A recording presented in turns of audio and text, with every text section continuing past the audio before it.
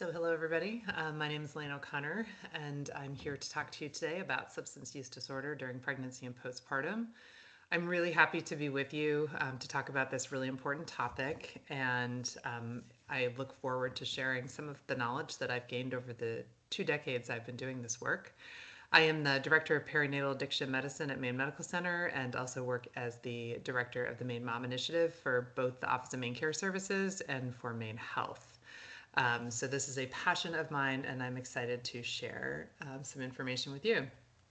First, I just want to kind of acknowledge the uncertainty of working with pregnant patients with substance use disorders. It can be overwhelming. Sometimes they come to the emergency department and they end up on the inpatient unit, and there's a lot of things going on. It's complicated by fentanyl exposure, which is really the only thing we see in terms of opioids. We don't see heroin anymore. It's all non-pharmaceutical fentanyl. We also see polysubstance use. We see a variety of challenges from social determinants of health perspective, like being unsheltered or unhoused, difficulty finding food, intimate partner violence. And so there's oftentimes a lot going on, and I think people can feel sort of almost just overwhelmed at times. So I think it's really important to just take a deep breath and step back and recognize that your patient is almost certainly more fearful than you are. And so just acknowledging that to some extent and being present with her is really the best thing for you to do. I also want to say that best practice is often unclear as pregnant patients are excluded from studies. So this makes it hard. Pregnant patients don't have the opportunity to volunteer for prospective studies. So the literature is really all retrospective. In other words, we study it looking back to try to learn what we can from things that have happened in the past. There's limitations to that, certainly. People don't always remember things that happened in the past. So if you're trying to look at relationships, that can be difficult. So the literature is often limited to case reports or series. So people will publish one patient case or maybe 10 patients, but it's a very limited amount of information. And I just also want to say that you do have two patients, but that only goes so far. I think if there's one thing that my patients will say often is that they feel to some extent marginalized throughout the sort of healthcare system. So just recognize that, she's doing her best to make the best decision for both herself and the fetus. But the fetus technically has no rights until birth. And so that's, difficult topic sometimes, but I think it's really important to make sure that you're, providing care for the mom and that she doesn't somehow feel secondary to the fetus. In most circumstances, doing nothing is the worst thing that you can do. So I talk to providers about this all the time. Sometimes people are like, I don't really know the best thing to do. And so I'm not going to do anything at all. That happens in the emergency department, like in terms of initiating people into treatment. That's oftentimes the worst thing that you can do. So it's good to act and good to advocate for this population. I also tell other providers that when the fetus is viable, so if you're meeting someone for the first time, they're 28 weeks pregnant and you're sort of thinking, oh my goodness, what do? I really always try to run the plan in my head one more time and make sure that the patient knows the pros and cons of each approach. It is pretty common that the patient's preferred approach is maybe not my preferred approach. If I had, the perfect solution to the problem, I might want her to go on the inpatient unit. She really doesn't want to do that. So we sort of have shared decision making about the pros and cons of doing it in a different way. And it's important to just document well. I think that's important all the time, but I think particularly important when you're working with a really complicated patient population. So a word about terminology and bias. I just want to acknowledge that substance use disorder is a treatable chronic disease involving complex interactions among the brain circuits, genetics, the environment, and an individual's life experience. People with substance use disorder use substances or engage in behaviors that become compulsive and often continue despite harmful consequences. So over time, the sort of changes in the brain, the release of dopamine that happens when people misuse substances just really changes how the brain works, actually. It starts pulling back the dopamine quicker. It doesn't release its own dopamine like you would normally see. And so you see a lot of things happen fairly quickly with the brain. Typically, in my experience, 95% of people who use substances are doing so to cope with life. And that could be cope with ongoing things in their life like depression or anxiety or untreated PTSD or ADHD. or it could be to cope with adverse experiences they've had in the past. The correlation between adverse childhood experiences or ACEs, particularly in women, is very strong. So the more ACEs that you have, the more adverse life experiences that you've had, the higher risk for substance use disorder. Patients and people can have substance use disorder. We really try to avoid the term abuse. And they're definitely not addicts. It's really important. They may use that term themselves to refer to themselves, but it's really important that we don't say that. It's a stigmatizing word. Also, really important to avoid dirty or clean. We try not to use the term sober either, though that one's a little harder sometimes. But I think, urines can be positive or negative. They can be appropriate or inappropriate. Sometimes I say it's expected or unexpected. When you think about just saying something's dirty, again, the stigma and then the negative sensation that goes with that. And when you think about it, I would say, we never would tell somebody that their A1C is dirty. It just doesn't even make sense. And so when you think about it in that context, it's really important that we don't use it here. And patients are in recovery. It's not opioid replacement or maintenance, it's really treatment. And then a certainly really important issue for this population in terms of you all caring for these patients. Infants cannot be born addicted, super important. When we had drug-affected babies, that was often sort of substituted for drug-addicted babies. That's why we really prefer the term substance-exposed infant now. So what about the landscape in Maine?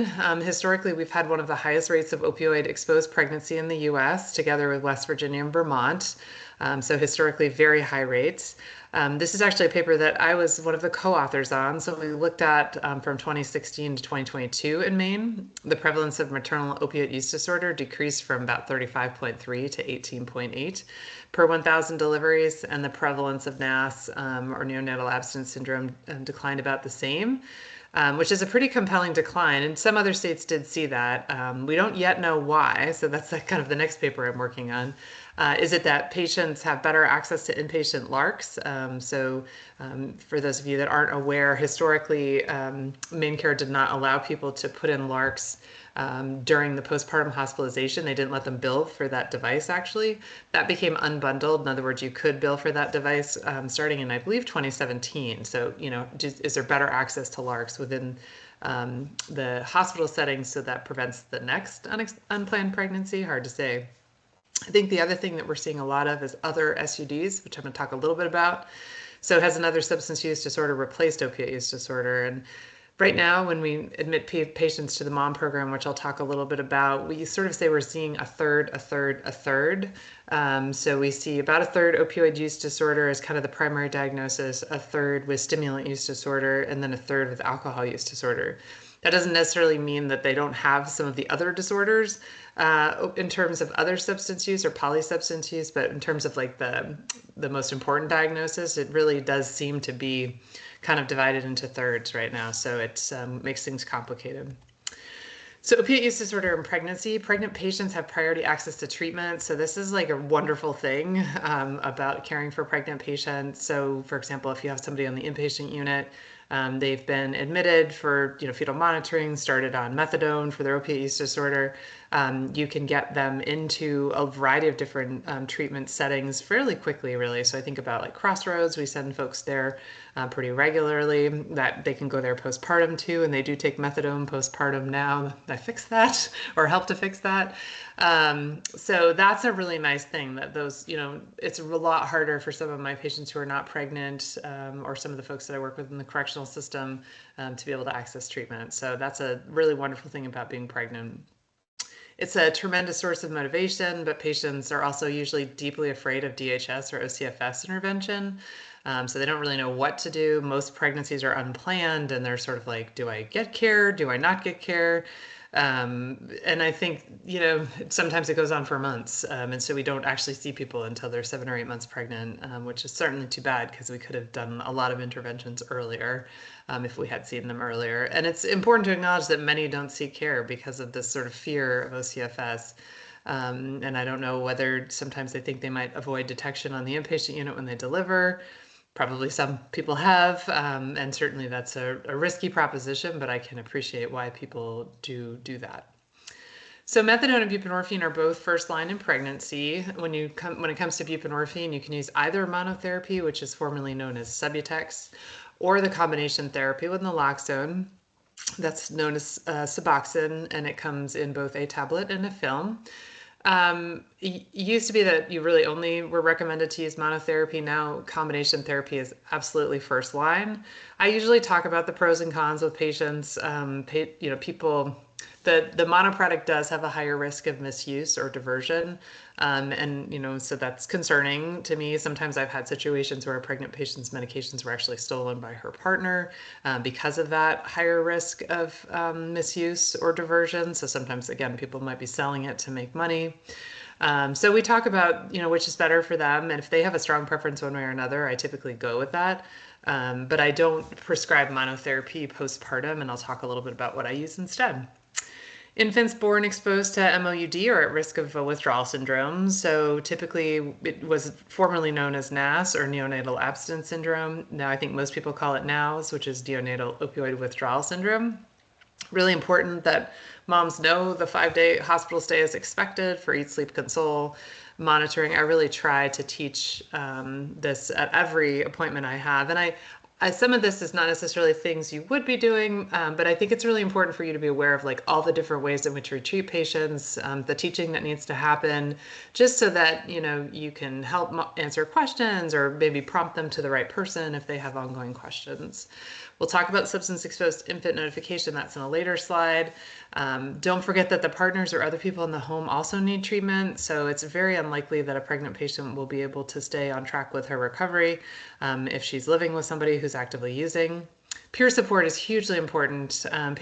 Pregnant patients experience tremendous stigma. So if you look at patients in general with substance use disorder, they experience stigma, but pregnant patients really experience a tremendous amount of stigma, even from other people with substance use disorder. So I've had people say, well, I could stop using if I were pregnant, which certainly is not the case. I've never met a pregnant patient who says, I want to use drugs. And so people want to stop, they don't know how to stop, they can't stop. And it's really overwhelming. So one of the best parts of the Main Mom program that we have is peer support. So we have women who are in long-term recovery who support our moms, who really have walked in their shoes, and I think can provide a level of understanding that many of us can't.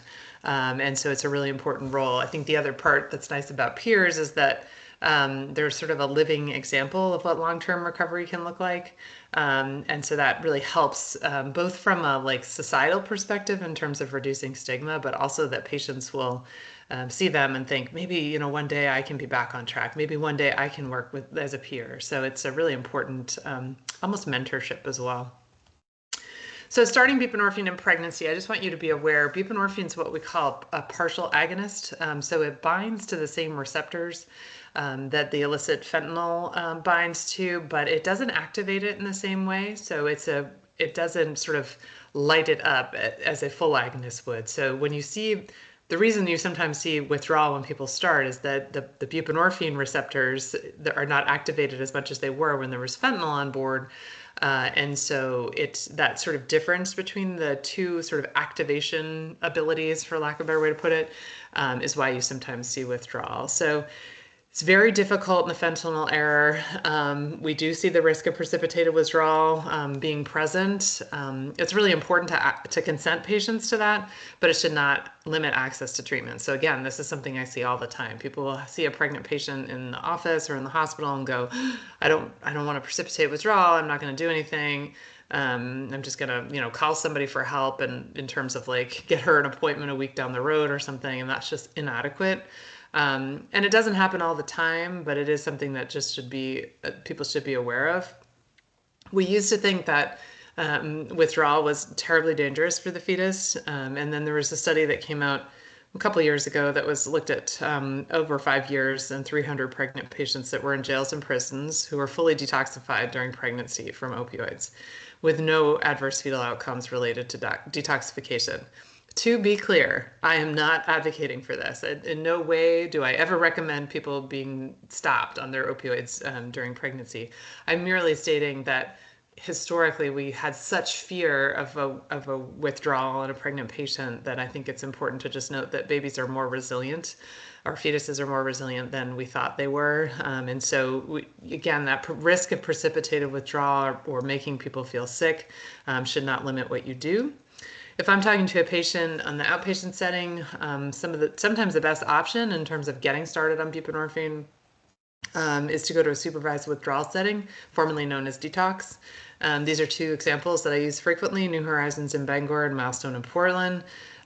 Patients will often want to do residential treatment, like something like Crossroads, but it's really important that they're actually stabilized on a medication for opiate use disorder first. So the residential treatment programs like Crossroads can't initiate the treatment. They can continue treatment, but they can't initiate it. So it's really important that when you're thinking, could be that they get started on inpatient unit and then transition to a place like Crossroads, or it could be that they come into the ED for a short period of time, don't want to stay, and then it can be referred to New Horizons or Milestone for that initiation and treatment, and then transferred to a place like Crossroads. Inpatient admission is ideal, especially if the fetus is viable and the patient hasn't received any prenatal care. In practice, this continues to be a challenge. We had this happen last week. It's a real struggle sometimes to get people on the inpatient unit. The recognition that this is a high risk condition and certainly a high risk of death if it's not treated. And I think we're still trying to work on that, but I have talked it over with Dr. Hunt. She's like, absolutely, this is and it can be the sort of sole reason for an admission. So important to advocate if that happens. I want to acknowledge that outpatient initiation onto buprenorphine is not easy, but it is your patient's choice, absolutely. So we try to consent patients to potential complications, way to reach an on-call provider, document defensively again. So if I'm sitting in, this happens all the time. So again, I just want you all to be aware of it, that I'll see a patient actively using substances. They do not want to go inpatient. They don't want to go to a supervised withdrawal setting. They just want to go home. And so we walk through how to start buprenorphine at home. Not my first choice, really not my first choice when there's pregnancy complications or the fetus is viable and we don't know much about it in terms of, hasn't had much in terms of prenatal care. But again, I do it because it's always best to do something, like I said earlier in the slide. So just so that you're aware what low dose initiation is, the idea behind low dose is you sort of slowly introduce the buprenorphine, and so that it sort of kind of creeps up so you don't have any huge amount of difference between the buprenorphine receptors and those that are attached to the fentanyl. So you kind of slowly creep up over time so you don't cause any precipitated withdrawal. Number one complication I see with this is patients will start it very clearly. They'll do the very low dose initiation and then they're like, oh, I'm not having any adverse outcomes, I'll go faster. And that's unfortunately when they tend to experience withdrawal. So challenge with this, a microdosing or low dose approach, is that you have to actually tell people to continue using opioids on the outside while they're microdosing up. That feels absolutely terrible when people are using fentanyl. But again, it's an option that people use. Far preference to put people on the inpatient unit, but it can lead to a lengthy stay. So it might take 10 days, 14 days to achieve this. Just so you're aware, sometimes you'll see Belbucor, which is a different type of film, which is used for pain, or Butran's used initially kind of for that low amount, because that's actually very low concentrations of buprenorphine. But typically that's done in the hospital setting, actually. And then sometimes I've seen it done that you send, people, it's easier in some ways. It's not necessarily easier from a logistics perspective, but if you take someone from fentanyl to methadone to buprenorphine, because the transition from methadone to buprenorphine is actually fairly straightforward using this microdose or low dose initiation approach. And then fentanyl to methadone is actually pretty straightforward because they're both full agonists. And what's different is that how methadone works. So I know how methadone is going to behave. I know exactly how long the half-life is, things like that. Fentanyl is kind of all bets are off. It could be straight fentanyl, it could be carfentanil and acetylfentanyl and all these fentanyl analogs. And the metabolite of that fentanyl stays in the system for a fairly long time, even though it may not be sort of making people feel high or it's not really active in the body, but the fact that it's in the system, and then if you introduce the buprenorphine, it's just really challenging, and I want folks to be aware of that. There's also such thing as a high dose initiation. We see that all the time on the outpatient. I've seen it done in correctional facilities where that's sort of the approach there is you kind of flood the receptors. You can do 8 milligrams of buprenorphine, and then an hour later you do 8 more, and an hour after that you do 8 more. And I've seen people give up to 56 milligrams that first day because you sort of push through the withdrawal. It's usually fairly bumpy, but it can be done. I couldn't find any research that recommended it as an initial approach in pregnancy. But just again, you may see it, you may become aware of it, and I think the really important thing is don't stop. So sometimes when people experience the withdrawal, they're like, "Oh, I'm going to stop everything," or the provider goes, "Oh, we need to stop." Really important that if you initiate buprenorphine, you precipitate withdrawal, you keep going. Like there's no stopping at that point, because if you don't, the patient will leave and go use fentanyl. End of story. Like that's just, if they feel terrible, they're going to go use illicit fentanyl. I mean, it's nothing else makes sense. So again, that's almost certainly the riskiest choice. Extended release buprenorphine, so you may hear of this as either Sublocade or Brixadi, is a fairly new one. Sublocade's been out since like 2017. Brixadi maybe for about a year. Pros and cons to its use during pregnancy. Again, we have not a lot of data because we don't study pregnant people. But the monthly version has a stabilizer in it that kind of keeps the medication kind of consistent, that has been shown to have some adverse effects in pregnancy in high doses. So we talk about the potential risk there. There is a weekly one, excuse me, available. I don't find a lot of people who want to have a weekly shot, to be frank, but that one does not have the stabilizer that could be potentially risky. There's emerging evidence that does not show any specific adverse outcomes of using the long-acting product, so I think we'll probably move in that direction even more. And there does not seem to be a difference between the monthly versus the weekly dosing options in terms of outcomes. The steady drug concentration may improve treatment adherence in pregnant individuals' health, contributing to the well-being of newborns. So one of the things that's starting to come out of these studies is that it probably is associated with a lower rate of neonatal withdrawal symptoms. They still require the same monitoring, and that's been a question over time that I've had a couple times, because what extended release buprenorphine is an injection. It's a once a month injection. And so sometimes people are confused, does the infant need to stay longer? But it's actually just a once a month injection into mom once that umbilical cord is cut. It's the same sort of experience for them. But mom has had much more consistent of an experience. So I use it, I have a large program in a correctional facility I work in that's everybody's on extended release buprenorphine. That's actually all we use. And people really like it because it's sort of a steady state blood level as opposed to kind of the daily ups and downs that we see with Suboxone.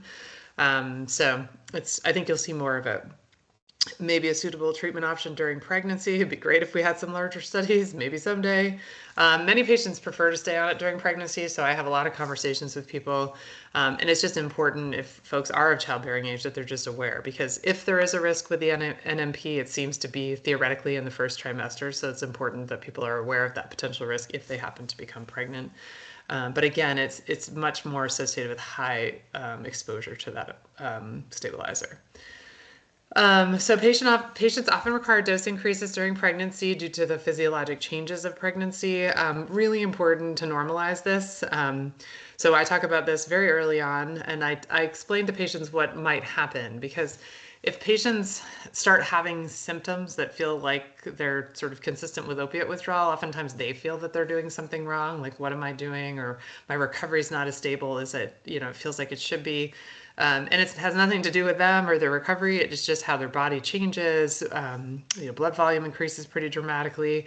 And so I tell patients, if you get to the point where you feel like it's not working as well, or it doesn't last as long, like you want to take your evening dose, at 4 o'clock instead of 9, or you're starting to feel kind of achy or icky, that feels like opiate withdrawal, just let me know. You're not doing anything wrong, and we'll adjust the dose accordingly. Oftentimes occurs in the second trimester, but not necessarily. So sometimes patients will say like, geez, I feel like my belly popped and, all of a sudden I had more cravings, or more withdrawal symptoms. And again, it can happen really anytime, but it's just important to normalize it. Dose changes are typically pretty subtle. So if you have somebody who's on 16 milligrams, they might go up to 20. It's not a huge change typically. It's harder to manage with extended release products, so in part because there's only a certain number of dosing options. So sometimes I'll add a little sublingual if I need to. Don't love doing that, but again, the best dose is when mom feels the best. And it's important to note, as I note down there, that the maternal dose of buprenorphine is not correlated to the degree of neonatal withdrawal. Pregnant patients will often keep themselves arbitrarily low in terms of their dose because they'll think, oh, I don't want to take more because I don't want my baby to have worse withdrawal. But that's not the case. So pregnant patients also metabolize the medication faster. So sometimes I'll do twice daily dosing or 3 times a day, typically not more than that, in part because it's hard to keep track of how you took the medication. And again, we don't return to the pre-pregnancy dose immediately postpartum. I've seen that happen, but that's not very good. Okay. What about methadone? So methadone is a wonderful medication. It's great. The challenge is that so even though you can initiate it on an inpatient unit, it has to be continued at a federally licensed outpatient treatment program. So OTP, you may hear of Discovery House, which is now known as CTC. You might hear of HCRC, Everest. There's a number of different programs. There's a lot in the Portland area, so it's not typically a problem for patients who reside here. It is a much larger problem for patients who reside elsewhere. We had a pregnant patient a couple weeks ago who got started on methadone. And it's going to be an 1.5-hour drive each way to go to the clinic, which I just sort of feel like is almost setting her up to fail. But hopefully she's able to make that work. It's a ton easier to initiate it because, again, pharmacologically it behaves like fentanyl. And so we can just sort of cross people over pretty easily. It's not significantly different than what you'd see in terms of initiating a non-pregnant patient. Excuse me. In my experience, the number one reason patients fail methadone is that they cannot get there. So almost never do they, feel like the medication doesn't work well. It's that they eventually are not able to get there successfully. Maybe they have their dose reduced because they're not able to get there successfully. And it just kind of goes south from there. So it's unfortunate. It's easier to start patients on methadone, as I already mentioned. Methadone does have significant pharmacokinetic interactions with many other medications, such as fluoxetine. It also can prolong the QTC interval in a dose-related fashion. So when you sometimes see people on high dose methadone, they start to worry about sort of an expanding QTC interval. And so it's just an awareness. You'll see people do probably more EKGs on patients on methadone, and that's why. Best dose, again, is when mom does not have any cravings or withdrawal. Split daily dosing is hugely helpful, often in pregnancy. Difficulty is that, because, again, the regulations on methadone, the state opioid treatment authority actually has to approve split daily dosing, which in pregnant people should just be approved at baseline. But if I could write all the rules, so haven't done that yet. Polysubstance use during pregnancy, extremely common. It's hard to say the specific effects of one substance over the other. People will say, what is the effect of this versus that? And what's difficult is that you might have somebody who's using fentanyl, you may have somebody who's using stimulants, you may have somebody who's smoking cigarettes, they're unhoused, they have untreated depression, and all those things are associated with more complications. But it's hard to say, pick out that little piece that is what causes certain things. The other thing is, again, a lot of this is retrospective, so it's self-reported. It might be underreported because of stigma or legal implications. Patients don't want to say, I did, drugs earlier in pregnancy, what have you. They may not know they're pregnant when they're asked about substance use. The timing of substance use during pregnancy can be difficult to determine. So some say, have you used the substance in the last 12 months? Others say 30 days. And again, studies often examine use of a single substance, and polysubstance use is not always accounted for. Sorry about the coughs. Stimulant use disorder. So rates of stimulant use disorder are rising. So when I'm talking about stimulants, I am talking about almost exclusively methamphetamine or cocaine, which can be sort of the white powder cocaine, or it can be crack cocaine. But they're increasing sort of in frequency as is the potency. It's often cut with opioids, so it can be a high risk of overdose death, particularly people who are sort of looking for cocaine. And then end up with either cocaine with opiates in it or just opiates, because, again, most everything is sort of a powder. And so it can lead to overdoses unexpectedly. Stimulants are often involved in the overdose deaths that we see in Maine. And so all patients should have access to naloxone. So even if a patient endorses only a stimulant use disorder, they should have naloxone as well. The pharmacotherapy for the treatment of stimulant use disorder is limited, so none of the medications are FDA approved, which is frustrating. Not a lot of studies, small sample sizes, attrition. We do use some medication off label, but they really don't work all that well. When I'm talking to a patient, I will say that there's no such thing as a Suboxone for stimulant use disorder, and Suboxone doesn't work for stimulant use disorder. So we use off-label antidepressants, muscle relaxants. There's other things, but I tell patients, best case scenario, I will reduce your cravings by 20 to 30%. You're not going to see this dramatic change like you might see with the medications for opiate use disorder. Contingency management is the very best evidence-based treatment option, difficult in practice to implement. So we do have a couple programs here in Portland. We have one where I work at the Comprehensive Addiction Medicine Center, and we also have one at Spurwink. What that is it retrains the brain. So there's nothing that sort of releases more dopamine than the stimulants. And so when the people stop using it, there's no dopamine in their brain at all because their brain has been trained to sort of pull it back quickly because they would have such floods when they're using stimulants. So what happens with contingency management is actually people get rewards when they come in and they haven't used stimulants. So they come in, they pee, there's no stimulants in it, and then they actually get a true reward, which could be a gift card to somewhere or other items. And so that actually trains the brain to think, oh, I get a reward when I haven't used drugs. People don't understand it. They're often like, wait, what are we doing? And it's, complicated from the perspective of are you actually paying your patients? But it's the best evidence-based medicine. It's just difficult to get the right things in place to be able to implement it. So it's a challenge. Pregnancy probably increases the risk of cardiovascular toxicity of stimulants. We certainly see that, particularly in combination with alcohol, actually. There's a constellation of cocaine effects that may mimic other pregnancy complications. So blood pressure is the one that I think of all the time because we see some sort of really high blood pressures in people who are using stimulants, kind of panic level. And so it's hard to say, is this a pregnancy complication? Is it stimulants? Is it both? We certainly see more preterm birth, low birth weight infants, small for gestational age, smaller head circumference, etc.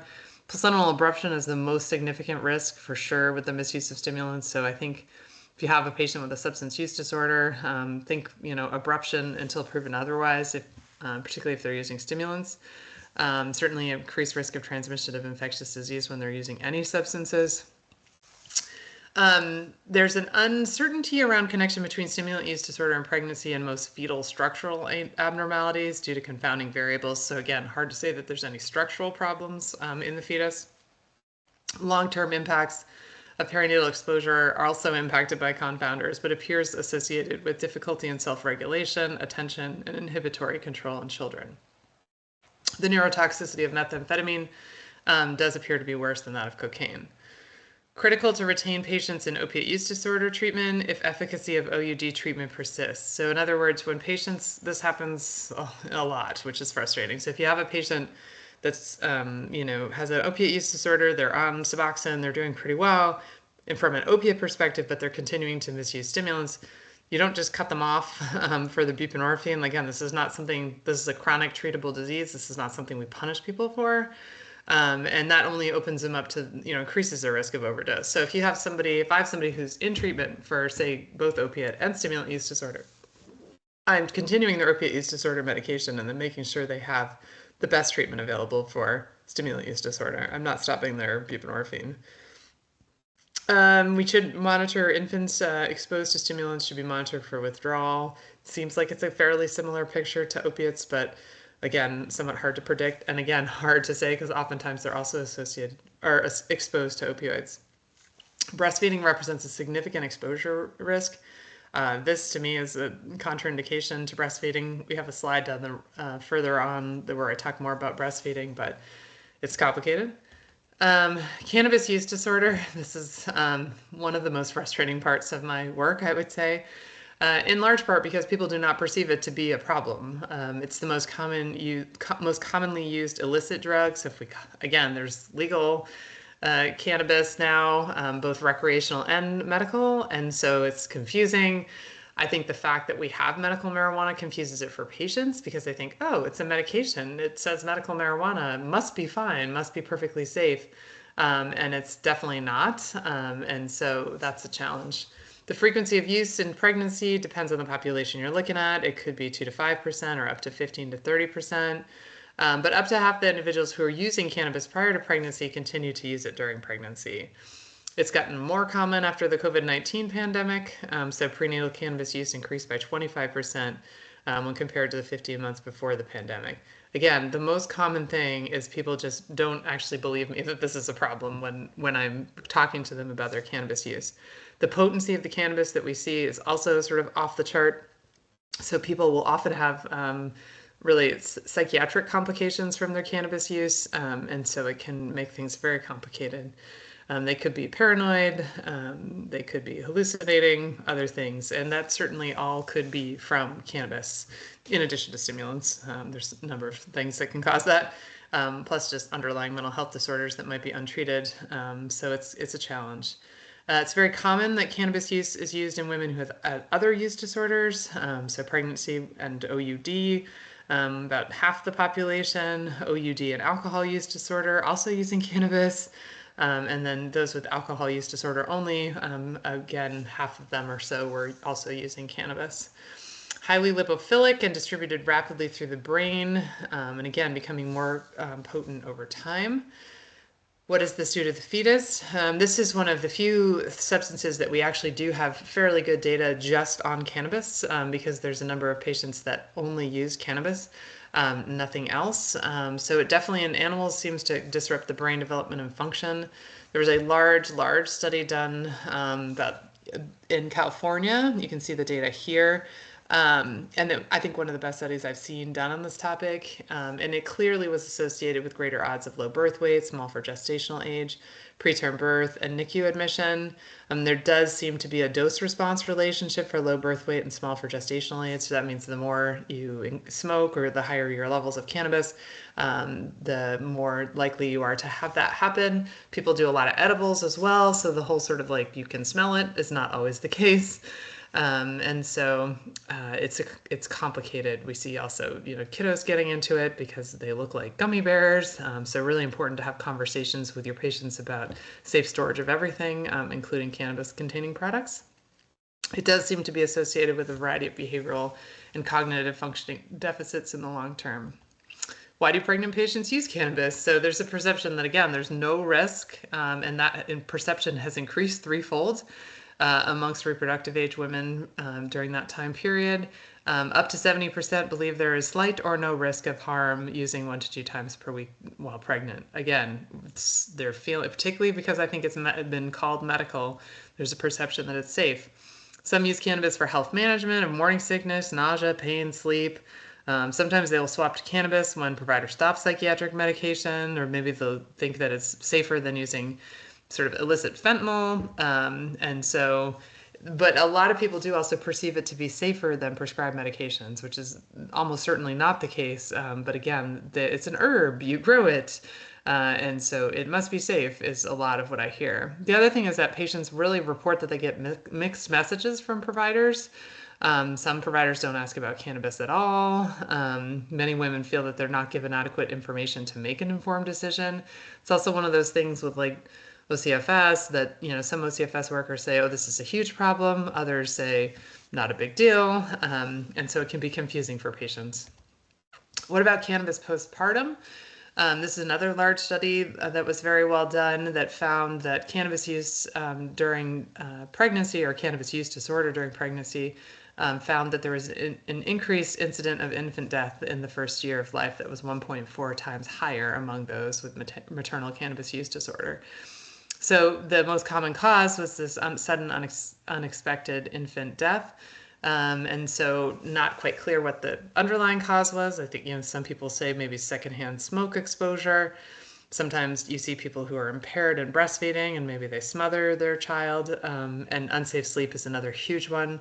And so it's common, unfortunately. And it's really something that clearly seems to happen at home because there didn't seem to be an increased risk of infant hospitalization, but rather these events happening at home. What about alcohol use?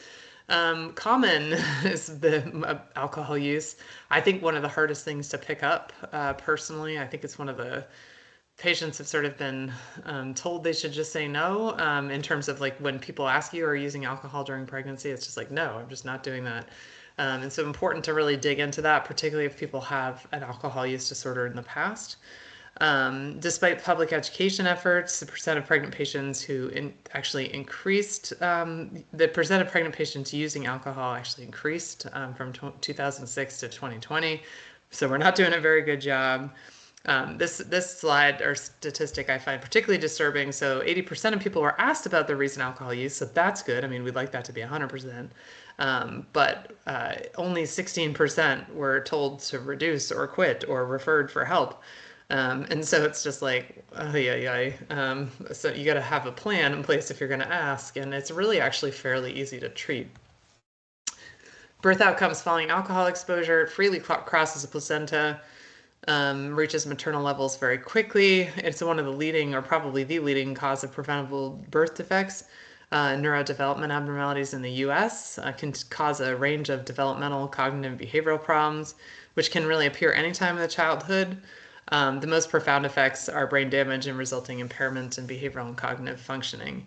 This is often missed. Like very, very few cases are picked up when the infant is born because very few cases actually have sort of the classic physical features of fetal alcohol exposure. So this is something that, again, we're not doing a great job talking to people during pregnancy. If we screen them, we're not doing a great job talking to them or teaching them or referring them to treatment. And so these babies probably have been exposed to alcohol and just are not getting identified. And it's very clear that if you can intervene early, if you know that it's there. There does seem to be increased risk of intrauterine fetal demise across all levels of alcohol intake and a dose-response relationship with low birth weight and small for gestational age infants. What are some of the medications that we use? The most common one for sure that you'll see used in pregnancy is naltrexone. It's an opioid antagonist, actually. So it blocks the pleasant or reinforcing effects of alcohol. You can use it as a pill, or you can use it as an injectable, which is known as Vivitrol. It's really wonderful. People do very, very well on it. And, it can really, I had a patient who said she could not go into the grocery store when, really at all. Like she'd have somebody go do her grocery shopping for her. And when she got on the naltrexone, like she could go into the grocery store, and then eventually she could even walk down the aisle without purchasing any. And so it really made a huge difference for her. Because it's an opioid antagonist, delivery planning is essential. Most of my patients, in fact, all my patients are on the tablet, so it doesn't last that long in the system, but you just need to be aware if you're adding opioids on and there's an opioid antagonist on board, it could cause some problems. The real challenge is that actually restarting naltrexone, you have to be opioid naive for probably at least 8 days. So that's the kind of thing that you could certainly stop it when people are inpatient and then just refer back to me or somebody else to restart it postpartum. We don't use acamprosate much during pregnancy, although it can be done. The hardest part is people have a hard time taking it because it's like several pills 3 times a day. I don't use disulfiram during pregnancy, which is antabuse, in part because it makes people very, very sick. Topiramate is one that's good and fairly well studied in postpartum people, but you can't use it during pregnancy. It is associated with cleft lip and palate. Hepatitis C during pregnancy, seeing a huge increase in prevalence of hepatitis C in pregnant patients with opiate use disorder in the recent past, as high as 50% in some populations. Really critical to screen pregnant patients with a history of substance use disorder, as infants born to those testing positive for HCV need to be screened so you can either screen for the antibody at 18 months of life. If you screen for the antibody before that, you might still pick up some of mom's antibody. You can also do the sort of viral screening for the very specific RNA prior to that. If people really want to know, did my baby contract hepatitis C? I think the youngest you can treat is still about 3 years of age. So I guess maybe if you know or don't know, would you want to know earlier? So some people do it 18 months of life. Some people do it much earlier with the RNA testing. Really important that just like that maternal exposure is linked to the kiddo, particularly if the baby is taken into foster care. Sometimes I think that's missed, particularly when people leave healthcare systems. The vertical transmission rate is only about 5 to 7%. So I'm talking with patients all the time about this. They feel like, oh my God, I have hepatitis C. My baby's going to have hepatitis C. No, they're probably not. And the method of delivery does not change. Some people think, oh, do I have to have a C-section or can I not have a C-section or something like that? And they just have the baby the way they were going to otherwise have the baby. We don't yet recommend the treatment of maternal hepatitis C during pregnancy or breastfeeding, but we treat as quickly as possible thereafter. It is like the simplest, easiest thing to treat uncomplicated HCV in the outpatient setting. I do it all the time. It's like very rewarding because it's like really easy to do, and patients take meds for 2 months or so. It has like close to 100% success rate. There's almost no side effects to the medication. All this is very different than it was like 2 decades ago, where it was difficult to treat. Patients felt terrible, didn't always work. Now that's totally changed. And so again, it's one of those things that when patients are on their trajectory of recovery, they feel really good about themselves if they get rid of their hepatitis C. So super easy to do. Delivery planning. So pain management is one of the most common questions I get. We continue the buprenorphine, but it doesn't provide adequate pain relief. Probably you're all familiar with that, but I try to just make sure I review everything. Short-acting opioids work well, but they often require higher, more frequent dosing, in part because, again, you still have the buprenorphine attached to a variety of the opioid receptors. So you just need more opiates on board to sort of have that effect. You're not going to cause withdrawal when you add opioids in the patients on buprenorphine. It's the reverse that can cause withdrawal. So if you started the buprenorphine too early, like we talked about earlier, that can precipitate withdrawal, but don't worry about precipitating withdrawal when you add opioids on and they're on their buprenorphine. Always good to maximize your non-opioid options. Epidurals often contain fentanyl. Just important to know. I tell my patients, so if you see my patients when they come to the inpatient unit, right when they get there, when they're to deliver, I say, leave a drug screen before anyone gives you any medication. And so it's really important to do that because sometimes what happens is there is fentanyl in the epidural and you can pick up on that.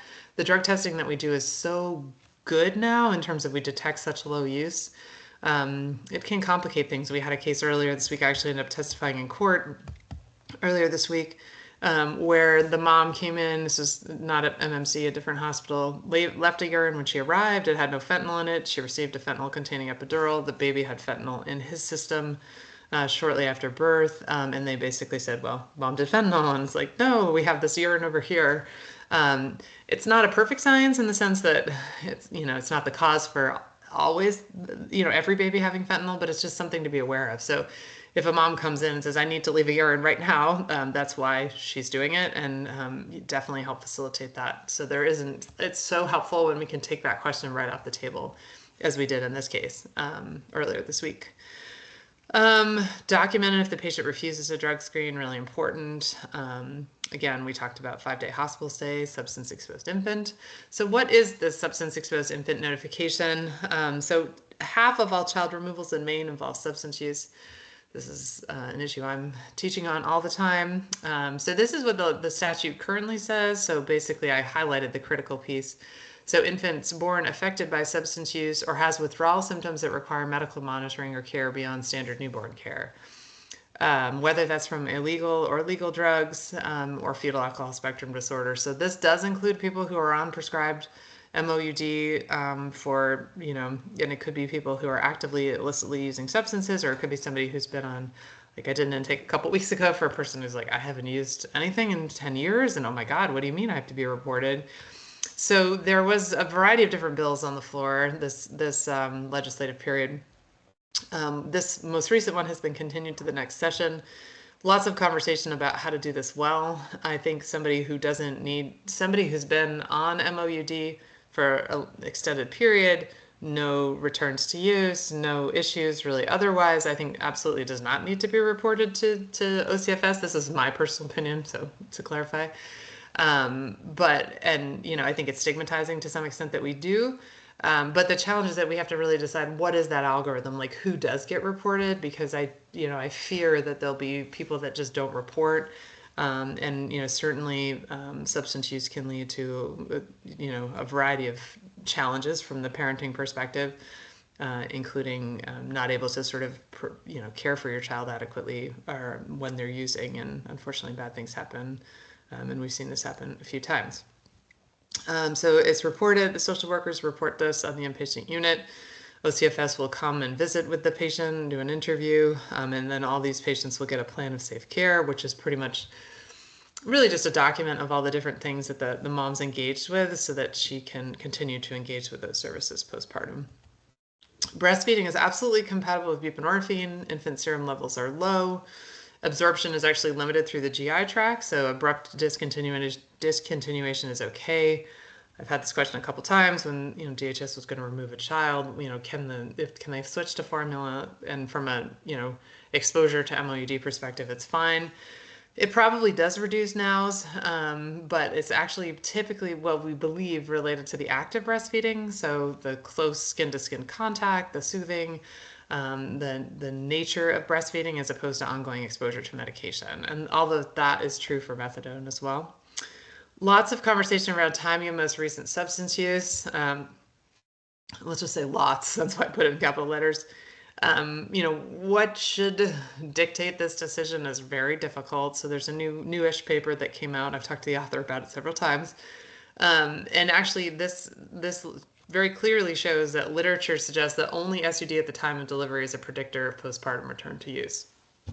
So patients who show up on the inpatient unit and have illicit drugs in their system are at high risk of return to use postpartum. And so that's really when we should be super cautious. If a patient had a return to use at month 3 of their pregnancy, they should be allowed to breastfeed. So lots of conversations about this. I think I've recommended initiating breastfeeding in a situation where there was concerns about, was there illicit substance use, was there not, in terms of initiating so they could pump, not necessarily giving the baby the breast milk, but it's a complicated issue. Hepatitis C is okay to breastfeed if nipples are not cracked or bleeding, and a history of trauma may impact the interest in breastfeeding. So just an awareness that people sometimes don't want to breastfeed, and that's okay. And that may be related to things that they've experienced in the past. Overdose is one of the leading causes of death of pregnant people in Maine. Even higher risk post-pregnancies, particularly 3 to 12 months, and particularly if they've lost custody of the kiddo. I'm on the maternal fetal infant mortality review panel, and this is something that we review cases on this topic, and it's very sad and a very high risk period. I think there's nothing, well, maybe not nothing, but it's a very sad situation when patients are trying to stay in recovery, but their social situation really doesn't allow for it. They don't have their kiddo, they feel helpless, they feel hopeless, and they sort of feel like, I'm the bad person that everybody's always told me that I am. And so it's just a really sad thing to be present with your patient. So they're super high risk for an overdose. So access to naloxone is key. I think everybody should have naloxone. I carry it in my bag. I carry it in my car. I have it on my badge. I have it all the time because I think it's something that we need to really make available anywhere so that patients have it, affected others have it, and it's just widely available. And really, I think helps reduce the stigmatization of it. So what's Maine Mom? A Maine Care Covered program for pregnant and postpartum people, or post-pregnancy for up to a year. So that's important. So if you have a patient that has a miscarriage or a termination, they're still eligible for up to a year. They do have to technically have an opiate use disorder to actually officially enroll in Maine Mom, but I'll talk a little bit about that. We take patients with any use disorders. What do? We provide comprehensive care, including medications for opiate use disorder, counseling, peer support, obstetrical care. They don't have to be on MOUD, nor does Maine Mom need to be the prescriber. So sometimes patients are like, you know what, I really want to keep my provider in terms of he or she prescribing for me, but I want to come to you too because you seem to know a lot about, addiction in pregnancy. So sometimes they do that, or they could be on methadone and they come to see us. The really most important thing I would say about Maine Mom is this comprehensive care coordination. So we have a great team of people that really do anything that the mom needs. So transportation, safe storage of medications, working with OCFS, attending family team meetings, coordinating with PCPs, other specialists, getting main needs items, like finding parenting classes. I mean, I think if they tried to create a list of everything they've done, it would be, many, many, many pages long. And it seems to change, every day there's something new, but they're always willing to try. So at some, but not all Main Mom programs, all SUDs are treated, and there's ongoing work to expand Main Mom to include all substance use disorders like the opioid health homes. So we're not there yet, but I'm hoping we're going to get there sometime this year. So, and this is just a quick word about Project Lifeline. So this is a project that I started, I don't know, a year and a half ago now with the Portland Fire Department. So I work with their community paramedicine program where they do outreach into the community. This is me seeing one of my patients who lives in a tent, diagnosing her with pneumonia postpartum. I have a lot of unsheltered, unhoused pregnant patients and postpartum patients. This has been a wonderful partnership. They've been able to help me find people when we needed to communicate a result. They've been able to go check out blood pressure when I'm, panicking about something. And so it's been a wonderful partnership. We have all our patients sign a release so that I can work with them. And it's just been a really rewarding partnership. So I've got some references here. Thank you so much for your attention. Really, really appreciate it and really appreciate the work that you do.